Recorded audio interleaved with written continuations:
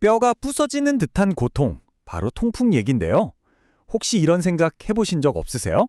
왜 하필 우리 인간만이 이 지독한 통풍에 시달리는 걸까요? 오늘 이 오래된 미스터리를 풀기 위해서 진화라는 시간 여행을 한번 떠나보려고 합니다. 네, 바로 이 질문이 오늘 우리가 파헤쳐볼 미스터리의 핵심입니다. 한번 생각해보세요. 우리랑 가장 가까운 친척인 침팬지는 거의 겪지 않는데 왜 우리만 이렇게 아파야 하는 걸까요? 여기에는요, 우리가 전혀 예상치 못했던 아주 놀라운 비밀이 숨어 있습니다. 자, 그럼 본격적으로 수사를 시작해 볼까요? 첫 번째 단서는 바로 영장류의 통풍 역설입니다. 이 모든 문제의 시작점에는요, 바로 유리카제라는 효소가 있습니다. 아니, 정확히 말하면 이 효소가 사라졌기 때문이죠. 대부분의 포유동물은 이 유리카제를 가지고 있어서 요산을 아주 안전한 물질로 싹 분해해버려요. 그런데 말이죠, 수백만 년 전 우리 조상에게서 이 효소를 만드는 유전자의 스위치가 그냥 탁 꺼져버린 겁니다. 정말 이 작은 유전적 변화 하나가 인간과 다른 동물의 운명을 완전히 갈라놓은 거죠. 그 결과가 어땠을까요? 정말 엄청났습니다. 우리 몸의 요산 수치가 다른 포유류에 비해서 무려 3배에서 10배나 치솟게 된 거예요.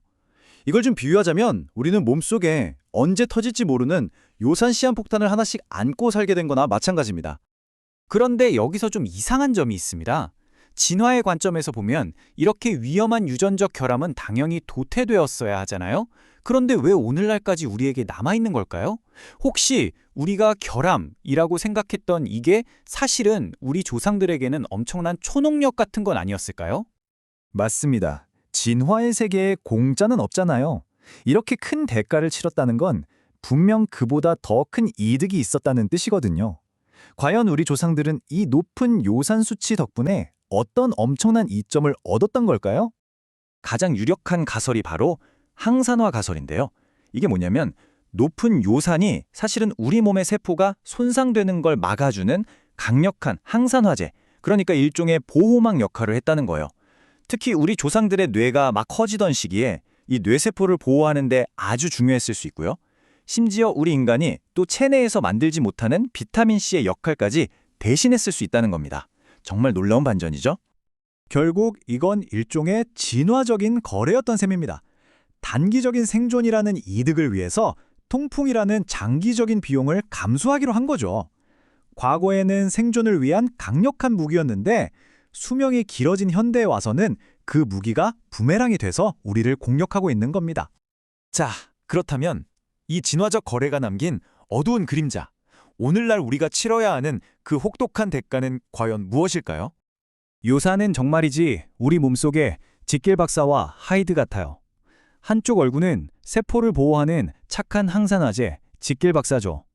그런데 다른 한쪽은 끔찍한 통풍 결정을 만들고 우리 혈관이랑 장기를 공격하는 사악한 하이드로 돌변하는 겁니다. 바로 이 놀라운 이중성이 우리가 겪는 모든 문제의 핵심이라고 할 수 있습니다. 그리고 더 무서운 사실이 뭔지 아세요? 우리는 보통 그 끔찍한 통증을 일으키는 날카로운 결정체만 문제라고 생각하잖아요. 그런데 그게 다가 아니라는 겁니다. 그냥 혈액 속에 녹아있는 상태의 높은 요산조차도 마치 조용한 암살자처럼 우리 혈관과 장기를 서서히 망가뜨리고 있었던 거죠. 정말 보이지 않는 위험입니다. 자, 이제 이 미스터리를 풀 또 하나의 결정적인 단서를 살펴볼 시간입니다. 아주 흥미로운 패턴인데요. 왜 통풍은 유독 남성들만 이렇게 집중적으로 공격하는 걸까요? 이 통계를 보면 정말 입이 떡 벌어집니다. 통풍 환자 10명 중에 무려 9명이 남성이라는 거예요. 이건 절대 우연이 아니죠. 남성과 여성 사이에 뭔가 근본적인 차이가 있다는 아주 강력한 증거입니다. 대체 무슨 비밀이 숨겨져 있는 걸까요? 정답은 바로 호르몬에 있었습니다. 여성 호르몬인 에스트로겐은 신장의 요산을 몸 밖으로 잘 내보내도록 도와주는 말 그대로 수호천사 역할을 하거든요. 반면에 남성 호르몬인 테스토스테론은 오히려 요산 수치를 높이는 경향이 있습니다. 바로 이 호르몬 때문에 여성의 통풍 위험도는 인생 주기에 따라서 롤러코스터를 타게 됩니다. 에스트로겐이라는 강력한 보호막이 작동하는 폐경 전까지는 아주 안전해요. 하지만 폐경 이후에 이 보호막이 사라지면서 위험도가 확 올라가죠. 그런데 흥미로운 점은 그렇다고 해도 남성만큼 위험해지지는 않는다는 겁니다. 자, 이제 마지막 이야기입니다. 우리의 이 오래된 유전자가 어떻게 현대 사회에서 이렇게 큰 문제가 됐는지, 그리고 우리는 이걸 어떻게 다스릴 수 있을지 한번 알아보겠습니다. 제가 여기서 아주 흥미로운 질문 하나 던져볼게요. 혹시 통풍이 계절을 타는 병이란 사실 알고 계셨나요? 놀랍게도 통풍 발작은 7월과 8월, 바로 한여름에 가장 많이 발생합니다. 왜 그럴까요? 이유는 생각보다 간단해요. 여름에 덥다고 땀을 많이 흘리면 탈수가 오면서 혈액 속 요산이 농축되겠죠? 게다가 여름에 즐겨 먹는 바비큐나 시원한 맥주, 이런 음식들이 요산의 원료인 퓨린이 엄청나게 많기 때문이에요. 하지만 단순히 음식 몇 가지 혹은 날씨가 진짜 원인이라고 보긴 어렵습니다. 더 근본적인 문제는 바로 우리 몸속에서 벌어지는 호르몬의 대혼란이에요. 한번 생각해 보세요.